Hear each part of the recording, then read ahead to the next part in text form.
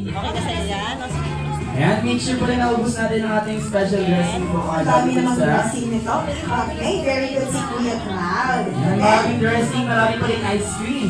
Okay, next naman po, after natin ilagay yung mga dressing sa ating patty, then ilagay po natin, ipatong po natin yung isa, yung tatlong burger po. Yan, ipatong natin. Ayan ang ating burger box. Ayan, Ayan, okay. last wrap ng burger.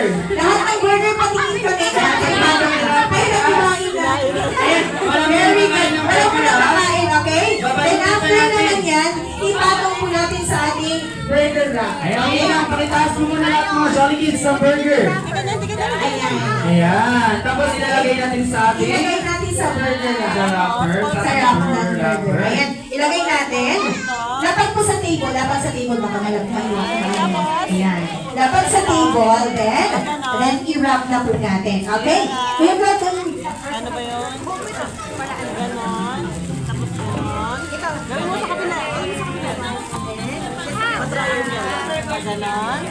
Pag ganon. Tapos, yan sa ilalim. Ayan, pakibalot lang ng burger ha.